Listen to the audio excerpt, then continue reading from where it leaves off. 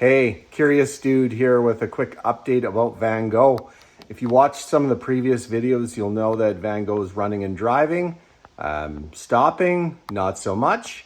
Brake pedal goes down, does not want to come back. And so did some diagnosing and turns out that the brake booster is shot. And so I'll just show you a quick tour of the process that I'm going through to take the brake booster off. Give you a little look underneath. Maybe helpful for some of you that are looking to make your bus more original. So come, let's take a tour. All right, so I'm underneath the bus from the front side. And just to explain this a bit, there's a rod here that connects to the pedal. And there's a return spring up there. There's a pin that goes in here, connects to a rod and a lock nut, and it screws into the front of the brake booster as a whole. And then there's the brake booster cylinder there, and then the master cylinder, of course, is right in behind. Probably familiar to most of you that are watching. A couple of things to notice about, because you see I've already started taking it apart.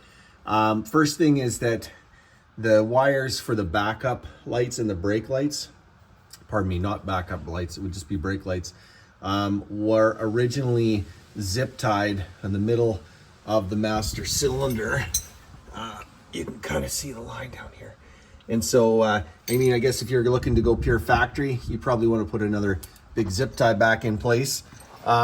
Pretty easy process. So there's a vent on the front of the brake booster, and there's a hose here. Mine's cracked, of course, but it's just a vent hose. It goes back up, I think, into the quarter panel or in behind the door somewhere. Then up under here, kind of hard to see, but that line, that's the fill line that goes to the reservoir that's just under the seat. There's two screws on the top of that you unscrew, and then that hose is pretty wedged in there. Mine's not cracked, although it looks like you can see the wetness around here, so it's clearly been leaking before, but we're going to address that when we do the rest. But this is a pure 100% original as it appears undercarriage. So kind of neat to know that, like, my steering damper's broken, but you can see that the chassis was black, torsion bar black, all of these associated bars are black, the pedal black. See the body color that's on all the body components. So just the way it's put together, they use this specific zip tie that's kind of long, that's got grips all the way through it. So if you're a type A person and you really want to get original, it gives you some ideas. You can see that body color is really painted everywhere, and some things to work at. Amazing German engineering. Like, these are 13 mil nuts. There's 4 of them that hold it on. Popped right off. So okay, I've flipped around. Now I'm coming in from behind the driver's front tire, and this is obviously the brake booster, and here's the electrical connections I spoke about. I've disconnected both of the lines, and so just letting them drain out. And up above there, that's the fill, that's the reservoir that is filled with fluid from that tube, which I talked about earlier, that comes from the cab. And there's a connection, little hard to see, way back here is a little thing. And then this, of course, connects to there's a vacuum line that goes back to the carburetors, and that, of course, or to the intake, which is where we get the vacuum for the booster. So realistically, I should just be able to remove the 4 or 13 mil bolts on the other side. And as long as I can get this that fill hose disconnected, because it seems to be really fused on to the booster off, then I should be able to start to remove this entire assembly. Okay, I finally got this out. I want to show you what I had to do. So that fill line, which is up there, connects to the top of the master cylinder. I was not able to disconnect the one at the brake reservoir inside the cab. It's really stuck on, but this one I was able to get some vice grips on and loosen off. And as soon as I loosened that off, and you just pull this forward, this entire assembly is free and clear. So we'll just lift this out, and we'll take a look at it on the bench and look at the original part numbers and stuff, and then we can talk about installing the new one. All right, well, a wrinkle in the plan. Because of the steering arm, there's no way to actually pull the entire assembly out as a unit. You can see that the rear of the brake booster, the front of the brake booster, that arm sticks through that mount hole on the torsion bar system, and the master cylinder is in the way. No matter what geometric game you try and play with it, it's not going to come out. So it's 2 bolts to take off the master cylinder from the booster. Look like probably 13 mils. Pop those off and it should be easy from here. All right, so master cylinder's out now. And the booster. Little tip, I realized this is the emergency brake. The cable line that will go to the driver's rear side. Anyways, turns out I had the emergency brake on, so this line was pretty tight, and that was preventing the booster from coming out even after I removed the master cylinder. So once I turned off the emergency brake, then that has a little bit more flex in it, and then the booster is able to kind of squeeze back over here easy. So hopefully on the way back in, I'll be able to leave it on with the master cylinder. But you know, you can take a look. Not a lot of scary rust or anything in here, just some surface level. Nice and original and clean, and let's take a look at what we pulled out. Okay, so we've got the brake booster off the car here. As far as I know, it's the original one. You can see the stampings are quite a bit different than, say, the newer one or the updated one. So the recessed areas and so forth. So it looks different. The nut sizes are the same. This shaft length is the same on both. So everything should bolt up just fine that way. On the original one, noticed on the back, there's an inspection marking here. So there's it looks like it was an up arrow, and there's also a small tag on here. And I think there's a casting mark there too. I don't know if it's see on video or not. There's a casting mark there. It says, does it say ATA? So, I mean, this very well could be an aftermarket one. I don't know if that'll show up in there or not, but I think it says ATA. Anyways, and there was a little tag on here with some numbers.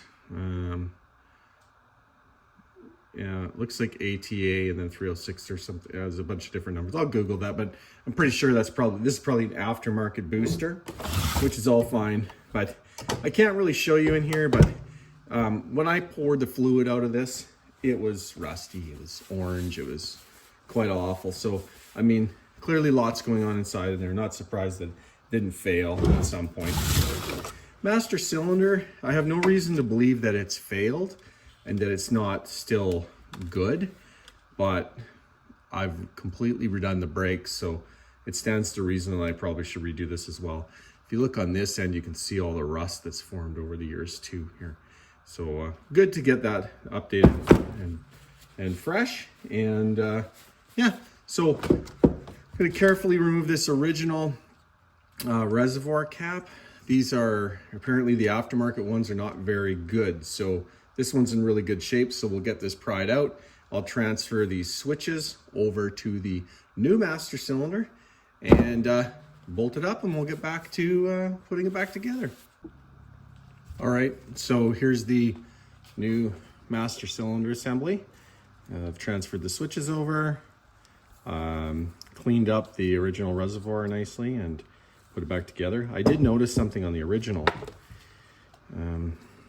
There's a symbol for, I think it's ATE or maybe ATL. The same symbol on here that's also on the brake booster. So I'll have to do a little bit of Googling and see. It almost looks like it says VW there, along with that ATA symbol. So perhaps is the actual original booster. And I think that this code will, that symbol, or code, part number I should say, will likely be a dead giveaway on that. So because of the difficulties I had installing it together or removing it as a unit, I'm going to actually install the brake booster first, and then I will assemble a master cylinder because this will be a little simpler attachment. One little tip, if you check out other videos on YouTube about this very thing, but some people have issues with their booster leaking between the master cylinder booster. So there is an O-ring in here. Actually, I wouldn't call that it's a flat O-ring, but I'm actually going to use a tiny amount of RTV on there as well, just to ensure that there's a good seal, because there's been enough stories in the forums and in some YouTube videos that it's a problem. So we'll do that. Lucky for me, I'll be able to reuse that fill hose because mine's in good shape. And so yeah, so let's get back underneath it. All right, Brake boosters installed. Here on the front, I've got the push rod installed. If you look at the Bentley, it's very important that you adjust this rod so that when the brake booster is installed, that the pin that goes through the arm and the brake pedal fits perfectly. If you don't have the measurement right, what'll happen is you'll have a pressure on the brake booster by the rod, because it'll either be pushing back or reaching, and it's important to have no load on the brake booster when it's sitting. I think you can adjust the push rod in the brake booster, but I am going to assume when you order it the way I did as an assembly that everything's already kind of set to a natural spec, but we want to make sure that that lines up so that the pin, the clevis pin, will go in easily, and we can put a new cotter pin on there. All right, so there's from the back side. I've got the vent secured, and that's the reservoir fill going to the top of the master cylinder, my 2 lines. So we're all cleaned up and we're ready for the next stage for the master cylinder.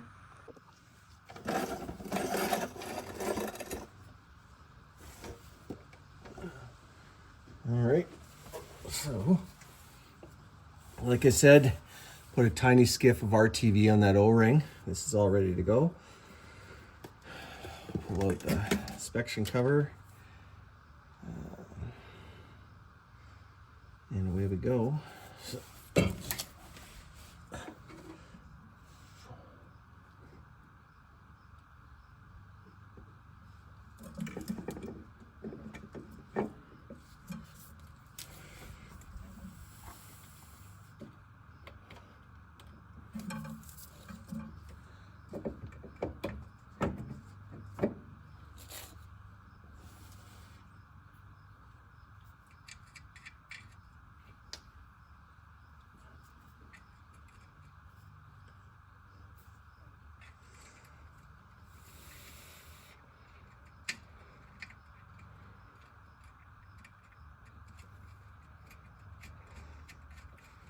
get that started, get both nuts on there.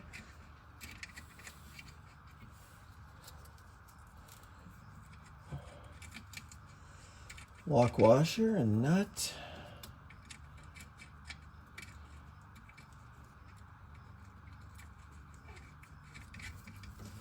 No room for a socket in here, you've got to use a wrench, which, fine.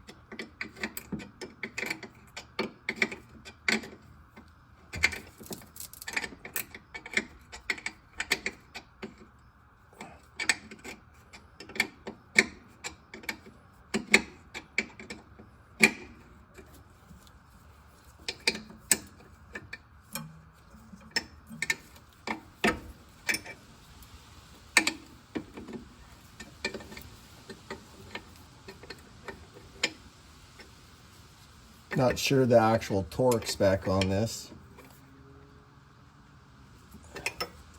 but I'll put it on about the same amount that I felt when I took it off, which is snug plus some. Okay, now we'll try and get this reservoir fill tube back on there.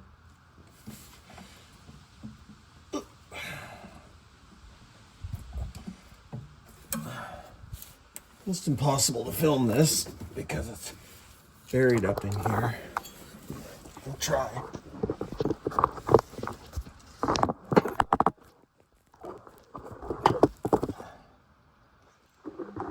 So it's that.